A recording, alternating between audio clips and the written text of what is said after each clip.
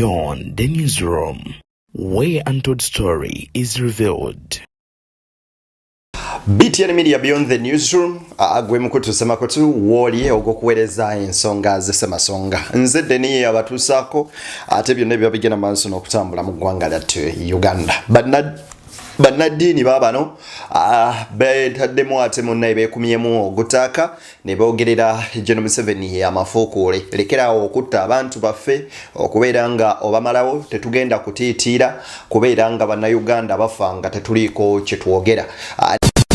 Ebuvanjuba nebugwanjuba ewaka wasigalawo ewasinga. Beyond the newsroom gwe mukutu ogukuleetera ekyo ekisinga katiranga naffe ng'oyita ku noti 771 44 53 ne noti 744 26 45 na bino bikulu tetulanga bafere tetulanga basawo ba kinnansi n'abagwa mu koowa eryo mwebale kutuwagira. Thank you.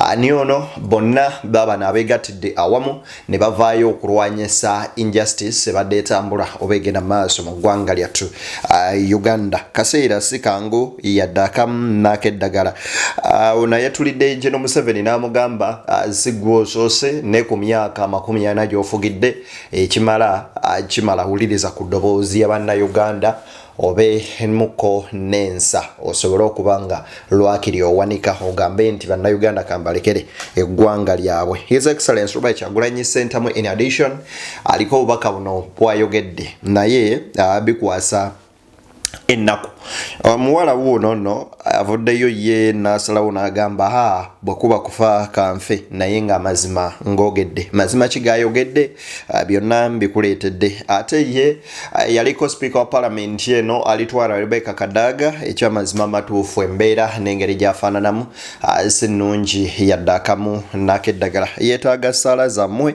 okubeera nga ate asuuka n'okuddamu okulabikako nga omuntu. Awo wennyini wenkwebaliza tigwangoberera okola kyamaanyi nnyo nnyini ddala n'obuwombefu obw'ekika ekyaggulu. Nkusaba video soko gimpere like bw'ogiwa like ejja kudduka emisinde mingi etuuke ku buli sekinoomu ate era mu ngeri y'emu njagala okubeera nga nkusaba gwe yangoberera okubeera nga ate otwegattako mu butongole ng'osubscribinga konawo mu kagambo subscribe bw'omala okole mu kadde okagye mpasunaize okateeke mu all of no notification ku mboozi zonna ze tukuteerayo bw'oba omaliriza ekyo oba okoledde ddala ekyomuwendo mu ngeri y'emu nkusaba gwatanatwegattako ku mukutu ogwa Deni exclusive kebeera wansi mu comment section waliwo link ogikonemu ekutwale ku mukutu ogwo ogwa Deni exclusive kubanga ate ensonga ez'enjawulo eyo nno okwoga omukutu gye tuziteeka. Banywanyi njagala munzikirize nsooke ntandika n'ebigambo bino bya His Excellency Robert Kyagulanyi Ssentamu ngenda bitematema mu bwangu then nkuwa ensonga z'abannaddiini bano abeeyimbyemu ogwakabugo. Wuliriza wano. Bantu chalinganga batadeko kamera era mwakuli Museveni agamba nabuuza ningamba Bobi Wine bamukwene nga they beat him very proper kubanga bakola bino ebintu byonna on camera bakwata bakwambulamu engoye on camera ate alina kitabani kye kiri ekyonoonefu kati fe abasajja bw'obanga ate oli w'amaanyi kinyiga n'okuyiga. That's what they do on camera. They torture people on camera. Ebifaananyi bino babikweka na bagamba nti wanudde ebifaananyi bijja kujjayo mu ndabe nga ninga afudde. That is how it was. Era mwenge gwe gwatuyamba ebifaananyi bya Edi Mutwe ne bivaayo nga bali mu moto kyalinga nga ali bwereere. Kubanga yali abakulira nammwe mumanyi. So that is what they do. Nenga bwe twagamba nti buli omu abeere change ewaabwe gyali. Buli omu abeere enkyukakyuka ewaabwe gyali. His Excellency Robert Kyagulanyi Ssentamu yabadde ali mu kuziika Marinos olunaku lwabadde lwaggulu wali eri Kasese kubadde mukolo ogusembayo oba embaga y'omwana muwala ono esembayo then naziikibwa wali mu district y'e Bunyangabo. Bunyangabo ne Kasese bali ku borders bwe bati. So Bobi Wine yagambye nti naye yennyini bamutulugunya naye nga byonna bye bamutulugunya bamurekodinga nti bano abasajja batuuka ne bakwambulamu empale ne bakwambulamu engoye zonna n'osigala butenga bwe wazaalibwa ne bakolako buli kikolwa kyonna eky'ensonyi unfortunately nga bataddeko ne cameras nga ziri mu kurekodinga. Kakati ekyo nno kyanyezezza bannaddiini bano ne bavaayo nga sinnaba kubakuwa sooka owulirize ebigambo bya mwana muwala ono owulire how Ugandans are tired of this regime. Inze ne bwe bali babakutte nze ne bantulugunya mu ntulugunya y'emu ng'oyo omwana nenfuna enziikibwa bweti nga tebanziise nga bwe baziika bakibalamu obubba wagoonya nenfuna enziika bweti nze ndigenda ntawakkadde omutima kiba ky'amakulu nnyo n'ofa ng'oyimiridde nga weerwanako mu kifo ky'okufa ng'emmese ng'ofiiridde wansi wa kitanda. Okufa kw'ono omwana kuyina engeri gye kwatrigalinze omutima gwange nempulira nga n'akabadde katya mu mutima gange kaweddemu nga kaweddemu oba okitegeera nga kaweddemu nga I can even do anything.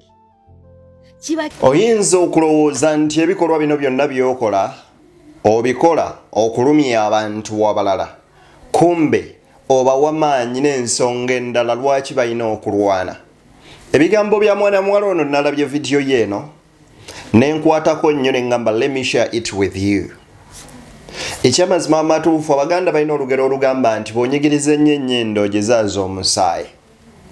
Omukulu watukalakasa emyaka 40 bamubba akalulu teyalina wakubiri naye yagenda mu nsiko n'alwana n'agamba buno obukulembeze mbukooye.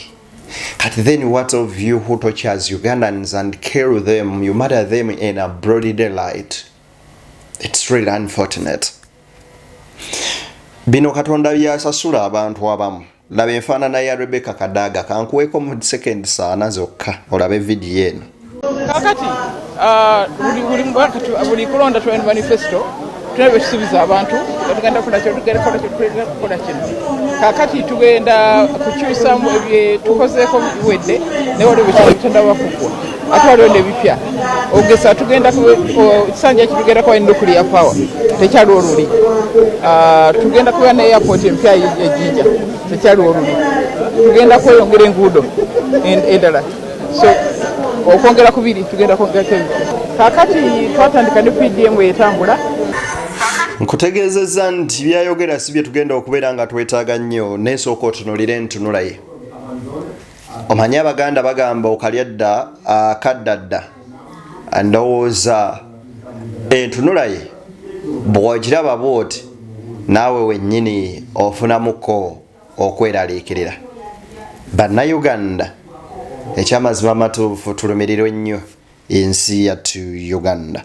Ebigambo bino bya Reverend Father Mugisha agambye nti bwe nayogera ebyasooka akatambi ne katambula nnyo nafuna okutiisibwatisibwa ng'ezimu essimu ziva mu State House nga zigamba nti gwe Mugisha owaffe gwe yandibadde ayogera bino ko naye nze siri wammwe kubanga era sikola nammwe siriya nammwe and regardless nti oba omuntu alidde naye oyina osigalamu ak'obuntu akategeera wuliriza.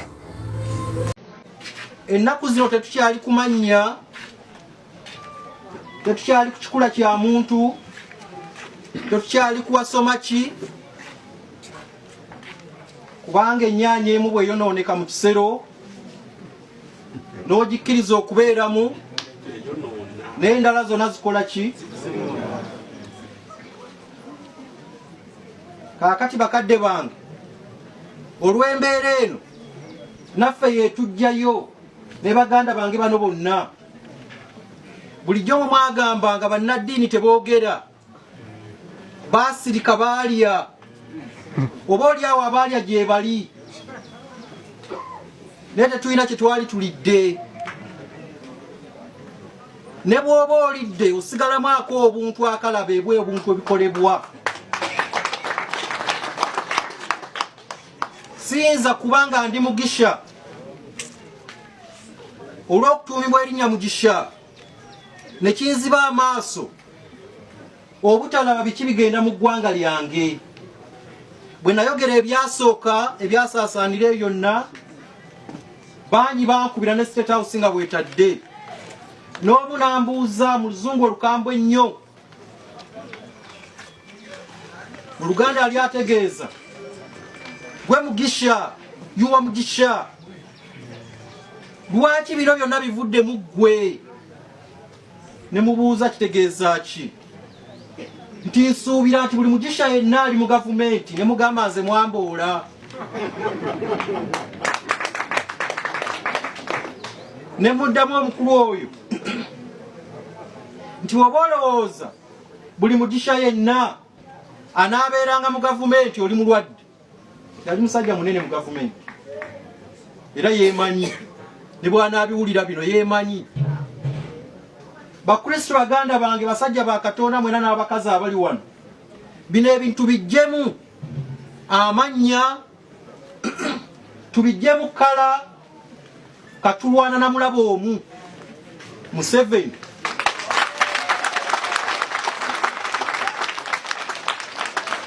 Father Mugisha agamba nti ekyokulwanyisa kati kisigadde okulwanyisa omuntu omu yekka ye General Museveni. N'agamba nti bwe nayogera ku bintu bino ebiruma bannayuganda nga bye bimu bye biruma nange bali balowooza nti mbavuddemu nnyo kubanga nnina erinnya eryefaananyiriza eri mu kugaabwe. N'agamba that doesn't matter but what matters bwe bulamu bwa bannayuganda okubeera mu Uganda buli omu gye yeegombesa oba buli omu gye yandyetaaze okwagala okubeeramu. Gwe waliwo ali mu comfort zone olw'okuba olina erinnya naye waliwo wogenda okutuuka ng'abantu bakusongamu olunwe nga bagamba be bano abaatutulugunyanga. Bwe tuba tujjukira nti twogerako ne bakadde baffe ne bagamba toyoya mulembe gwa Amini nti toyoya mulembe gwa Obote nti ate kiki nti kugwa Amini abatwa kye baatukola abatwa baakukubanga n'obasanga nga batambula mu layini nga 16 ne bakwata ne bakozesa bw'oba muwala muto bonna ne bakuggwerako. Era nze whenever mama ng'akunyumiza story ng'eyo gamba abasajja ba Amini nga baali babi nnyo. Kakati it is the same story to these young Ugandans who comes out to fight for their country, who thinks that what they are doing it's the right thing. Ekifo ky'okubeera ng'obalambika nti kino kye weekalakaasiza leka tukitereeze bwe tuti ne bwe tuti, you're torturing them to death like what happened to Marinos. It's really absurd. Wuliriza ebigambo bino ebya Father Mugisha agamba nze baatuuka okunkubira essimu nga bantiisatiisa ne baŋŋamba eggwe Mugisha owaffe gwe yandibadde akola ebyo ko naye n'agamba mbu siri wammwe. Nanzijukiza omwana yeesimbyewo kansala mubendeyo bamuyita Isaac Ndayisaba nasoma naye amawulire. Isaac Ndayisaba yagambye nti nze nzijira ku tiketi ya kibiina kya NUP kubanga ebinyigiriza bannamubende nange binnyigiriza. Dola afiiridde ku myaka 5-6 ndi kumpi gyoza nange ne bwenfa kyenkoze kimala.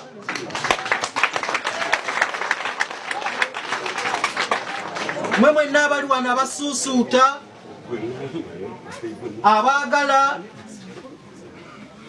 waliwo ebibalimbalimba bwe busente bwe mulya naye mumanye Mondo pastor yatuuka ekiseera okukaaba amaziga nga bimugayiridde. Obwo busente bw'olya ebyo ebintu byofuna mu gavumenti bigenda okutuuka akaseera bikuzimbirire nga tolaba nawo dda olw'okuba oli ku bulamu bw'abantu obunyigiriza. Nnumibwa nnyo ekigambo ekyo bwe kyogerwa nti Mugisha. Abantu bangi tugenda okufa naddala mu kasamba tukabamu ke tulaba akayinza okujja. Buli omu ng'olowooza Mugisha ali mu gavumenti bannaffe nasi bwe tuli. Abali ba ssente gye bali naffe abalaba ebituufu tukola ki? Gye tuli. N'olwekyo temuddawo ne mugamba nti buli muntu yenna gwe bayita Natasha Mugisha ayine oba mannya kyaga ageeyo nti ffenna tulimba no bannammwe tetubaliimu. Eno ensi weetuuse tugenda kwegaana amannya gaffe, tugenda kwegaana kkala zaffe. Mwalaba omukazi, kintu ekyankwasanya ennaku, omukazi gwe bagamba jjamu bulawuzi tofa, kuba yagenda okukola ku mulimu nga yambadde ka bulawuzi ke ka yero.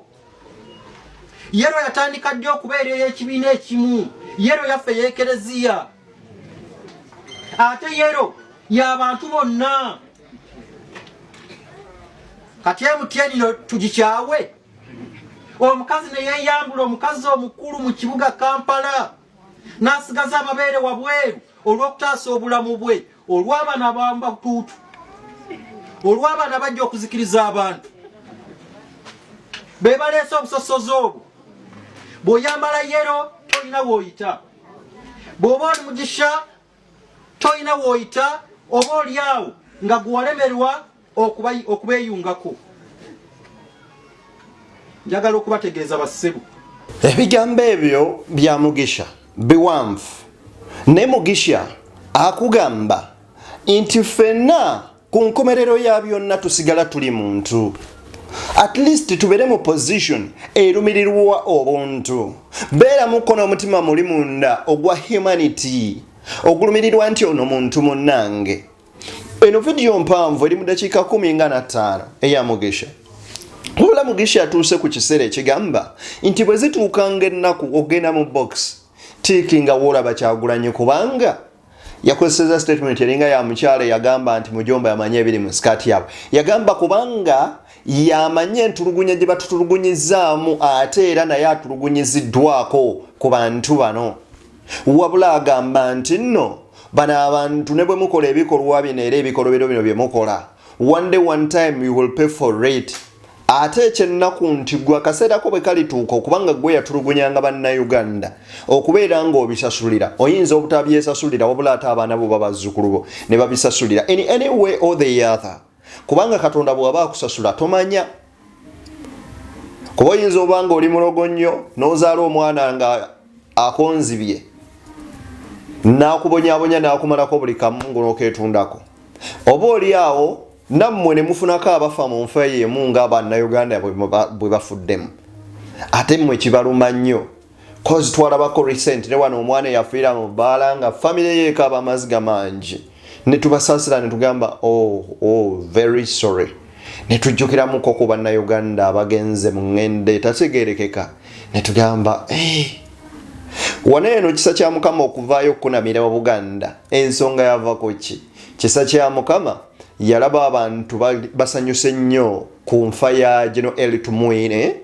Yes, Tumwine weri seri. N'avaayo n'abakunamira nti muyinza mutyawo okuddaawo ne museka, naye ng'omusajja akola statement egamba police has a right to shoot and kill you. He was proud of what was taking place. In most cases, ku byaliwo mu November wa 2020. Yes, I think it was November 2020. Kakati bw'otunuulira ebyo byonna noga, oh my lord, tulagawa. Wamaka nkwe video eno no ya father uno wano omulala owulirize bana abasajja tekyali abakomako kati wulirize. You have been a president for over 40 years and your people are so poor. You must be ashamed to lead such a people. And this message, I don't want it to go directly to the president. I know his agents are here. You take it to him. The older you grow, the wiser you should become. And you should know that there's eternal destiny. Whether you are a believer or not, there is a being that you must account before him. And for believers, and this is God,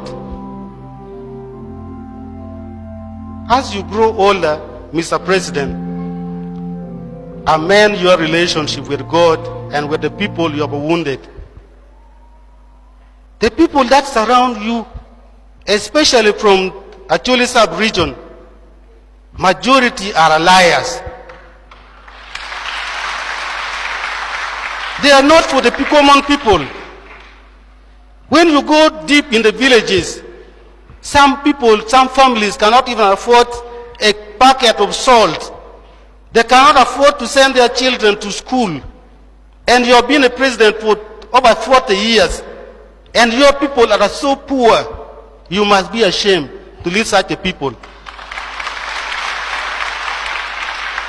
And as you come to address our leaders,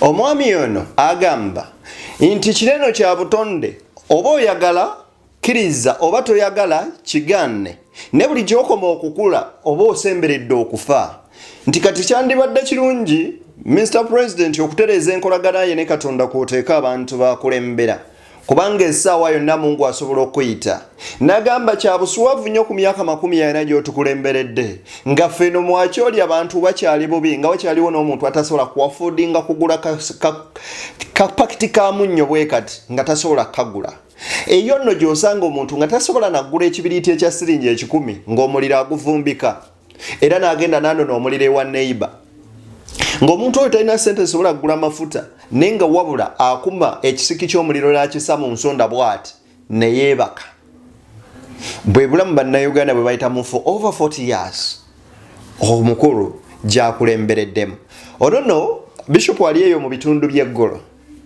era yabadde mukaawu nnyo bw'oba owuliriza statement zaffe kyokka bino byonna bwe bamala obbitugamba fate olukuwayo 50 n'ogamba oyo ye mukulembeze waffe n'owanika mbu mujomba jju wuliriza ono father one twesabire tulonde abantu abatuufu tuleme kutunda nsi yaffe na 20,000 tuleme kutunda nsi yaffe na sukaali leka kutunda myaka gye 5 na 15,000 baleme kuwa 15,000 olyoka oweeyo akalulu banange twesabire nnyo enfuna bireme kututwaliriza twesabire nnyo abantu baleme kutujja ku mazima twesabire nnyo abantu baleme kutujja ku kituufu twesabire nnyo baleme kutujja ku kituufu twesabire nnyo baleme kutujja ku mazima for God and my country nzedeni munzikirize mbatere wano tusinkane nga gludene akiriza